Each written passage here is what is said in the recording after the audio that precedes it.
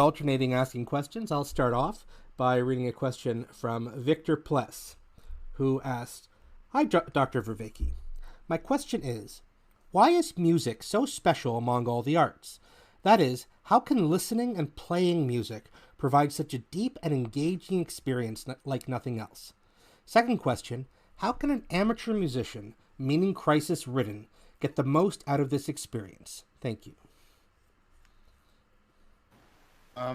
The answer to the first question is it requires some development because I think it's a really good question.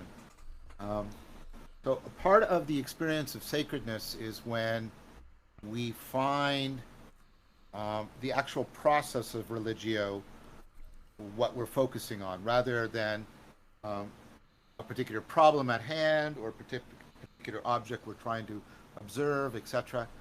So, what happens when we are finding an experience sacred is when we are doing the religio for its own sake. And this goes back to sort of a notion of meaning and sacredness uh, that I've got from Michael Polanyi.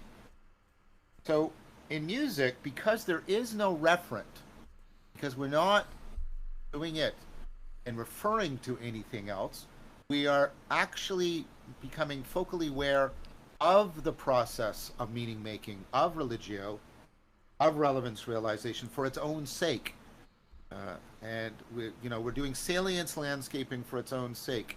We are following patterns and rhythms and harmonies for their own sake. And as John Rusin makes very clear, that is a feature of all of our intelligibility, what I've called on his behalf the musicality of intelligibility. Well, in music, we directly, seriously play with the musicality of intelligibility for its own sake. So we are activating it, accentuating it, celebrating it, sharing it, reinforcing its importance in our lives. And we do that because we find the meaning making process, because I would argue, because it's so central to our cognitive agency and our place in the world, all those arguments that I've made. We find the celebration of musicality of intelligibility inherently interesting and pleasurable. One of the things that relevance realization has to take an inherent and rewarding interest in is itself, because it is an inherently self-correcting and therefore self-involving process. And this is how it's an extension of life, because life is a self-creating, self-involving, self-celebrating process. So music plugs us directly into the guts of relevance realization, intelligibility, sense making, salience landscaping, and the way all of these things are convergent and overlapping with each other. And so I think that's why music is the purest of the arts. You see other art medium like visual art often moving towards less representational aspects, expressionist and abstract art, in order to try and, this is directly what's going on in Kandinsky's work, right? He talks about the spirit within art, the spirituality within art. You're moving towards picking up on the process itself, helping people to become aware of the very process of the musicality of intelligibility and value it for its own sake. So I think that's why music is the one of the maybe the most primary.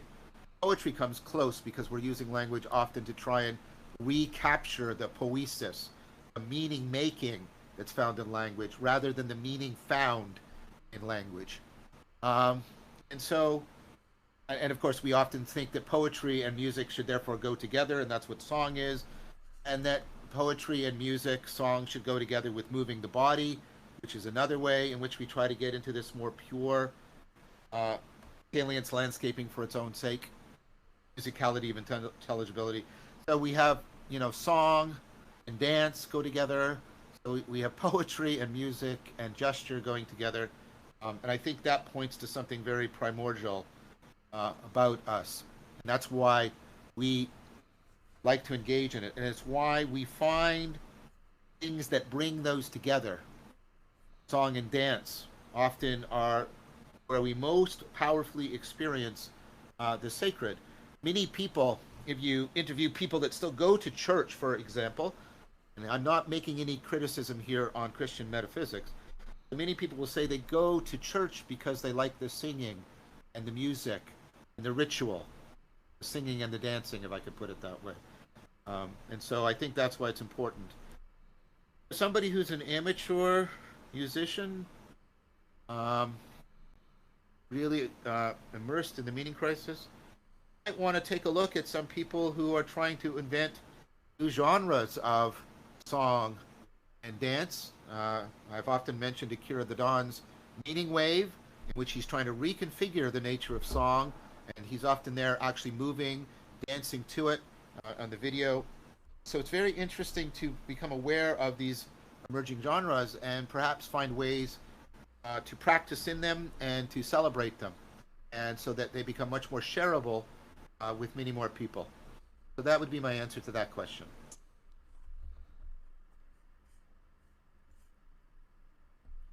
I think it's a fascinating answer there, John, because I think what you just described was the origination of hip hop, because the four elements in there all map up to what Oh, you were saying.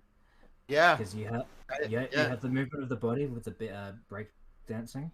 You Yep. have storytelling through rapping. Yes.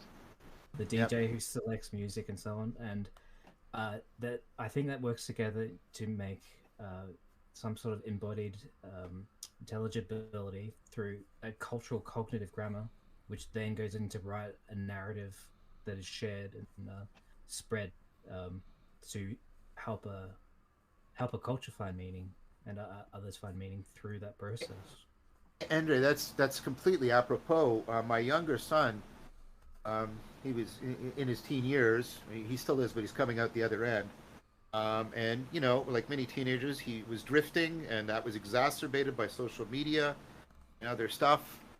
And then he discovered Mac Miller, and in combination with other things, therapy and so forth, that completely turned him around.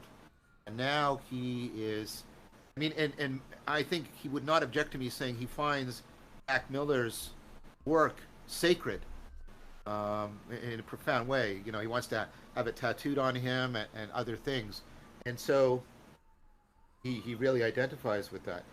And now he's writing poetry based on this for his English courses. He's into sound and music production. He's really found his way and his voice, and so I totally agree with what you're proposing because I've seen it in the case of my younger son. Oh wow, yeah, it's transformative. Yes,